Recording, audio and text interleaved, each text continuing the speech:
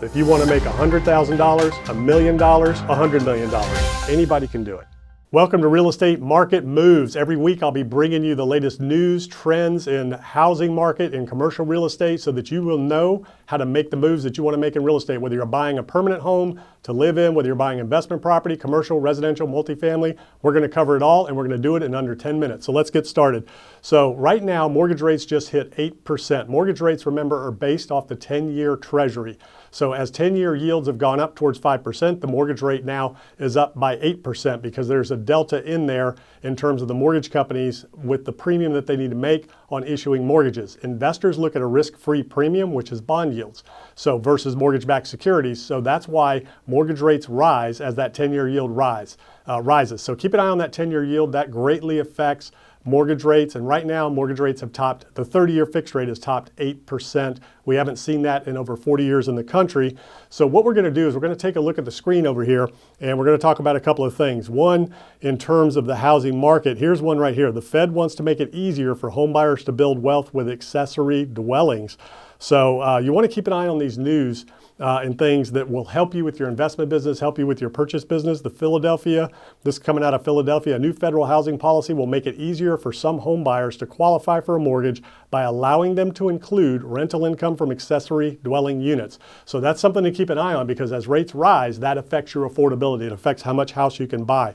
So some of the ways that you can mitigate that cost and offset that cost is through rental income, now through ADUs and other areas of the house you might be able to qualify for. So that's really interesting. Some other products that are coming out is they're offering first-time home buyers 5% down payment products. There's also 30-year fixed rates that you can adjust the rate on now. And there's also adjustable rate mortgages that you can get, and you can get buy downs. So buy downs are being offered by builders. They can also be offered by an existing home. So a home seller can offer to buy down the mortgage for you. So that's just a discount that they give. Depending on how low you want to buy the rate down, the cost can be $20,000, $30,000, $50,000 depending on the price of the house. And let's say interest rates are at 8%. Then you can get a 3-2-1 buy down. I bought my first house when rates were about where they are now. They were actually 9.75%. I bought my first house in 1990, 9.75%, 30-year fixed mortgage at that time. I bought on a 3-2-1 buy down. So the first year my rate was 6.5%. The second year it was 7.5%. The third year it was 8.5%. And the fourth year it reset to 9.5%. I refinanced because rates came down during that 3-year period. So right now, if it's 8%, you can get a mortgage starting at 5. Then it goes to 6, then it goes to 7, then it resets to 8.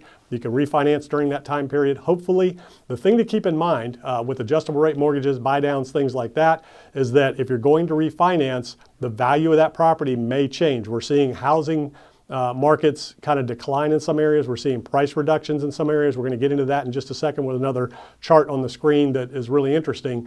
So you want to make sure you understand where the value of your property is, what your equity is in the property, because if you go to refinance and you're betting on rates dropping, you may have to bring money to the table to refinance into a lower rate if the value of the house drops, because that's that loan to value thing. So there are first-time home buyer incentives out there. There are 30-year products out there. So make sure you talk to your bankers and talk to your mortgage brokers. There's a lot of different products out there right now to kind of help offset. The big one is builders. Builders are the most efficient sellers in a market. They can offer bigger discounts than anybody else. They want to get stuff off the books. They want to keep people employed. The only way they can do that is by turning over housing. So you can get the biggest discounts and the biggest incentives from home builders. And a lot of the national home builders are offering 30-year fixed mortgages at 4.75%. So make sure you talk to your home builders that are doing communities in your area. Look at those properties. That's a great way to get into a house right now if you want to. And if you want to rent for a while, build to rent is a big thing where single family homes are being built in new communities specifically for rental. So there's a lot of great options to rent homes and things like that. The things you want to keep in mind when you're going to buy a house is insurance rates have gone through the roof in a lot of areas of the country, like 2, 3, 4 times. In a lot of areas of the country, very significant in coastal markets. Also, taxes are rising in a lot of areas, and the expenses and upkeep on the house has risen. So you want to take all those things into effect when you're looking at buying a house, and especially if you're coming out of a rental and you don't have those extra expenses. So you want to keep an eye on that. So let's take a look at house pricing and what's going on, because you're hearing that the housing market is frozen. So right now there's about 2 million units that are being sold every year, new and existing homes, about 2 million home sales a year. Typically, there's about 4 plus or minus million homes sold every year. So we're still seeing a couple million houses sell every year. So it's not completely frozen. There are transactions happening. Some markets are selling in days with multiple offers. Other markets, houses are sitting on the market for a little while. Traditionally, houses would normally sit on the market for 90 to 120 days. So you want to make sure that you understand. We've been in a very distorted, unusual, unhealthy housing market over the last few years. We've seen 40% appreciation in the housing market over the last 3 years. Normally the housing market appreciates 4.5% to 5% year over year. So right now we're 3 years into that. We're seeing values come down. So we're going to go ahead and go over the screen here, and you can see the housing market since 2020. You can see on the right-hand side of the column, most housing markets are up 20 to 40% since March of 2020. So even with the current price reductions and decline in house prices across the country, there are most every market, this is the top 100 housing markets in the country, most of them are still up 20 to 40, some of them still up 50%. Look at Orlando, Florida, still up 50%. Orlando is up 3.6% year over year, 1.5% month over month. And you can see the markets that are declining right here. Austin, Texas, taking the biggest hit, 17% down from the peak, 10% down year over year, 3.7 year to date, 1.4 month over month. And then on down with Boise, San Francisco, New Orleans. But even with those price declines, since March 2020, we're still up 30, 40, 50%. So if house prices have gone up 40, 50%, and they come back 20, you're still up 20, 30, 40%. So they still have a long way to go to get back to pandemic levels. So what's likely to happen in the housing market, because there's so little inventory, builders can't build fast enough. You need 4 million homes right now to meet the demand in this country. Builders just are not able to deliver that many units in a year. We can deliver hundreds of thousands. We cannot deliver millions a year. So what you're going to see is you're going to see the housing market kind of consolidate sideways a little bit while that rate of appreciation kind of catches up with values in houses.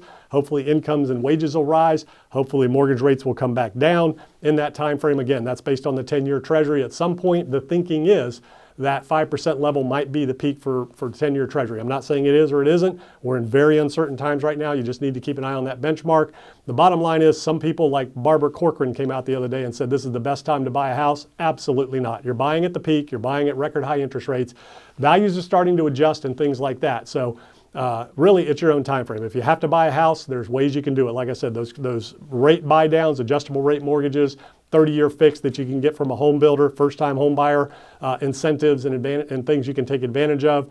The other thing is you can get into creative financing, right? So you can get terms from the seller. So you can get owner financing from the seller, and you can set your interest rate, or you can offer no interest rate. You can just offer payment still paid. If I sell you a house for $1 million or $500,000, then I'll just give you a mortgage on that, and you just make the monthly payment, no interest. It's just whatever. I'll buy the house for $500,000. I'll give you $2,000 a month till it's paid off. Some sellers will do that. Others might give you a balloon. In other words, they might say, well, I'll do that for 3 years or 5 years or 7 years. With an interest rate or no interest rate, they just want to get a monthly payment.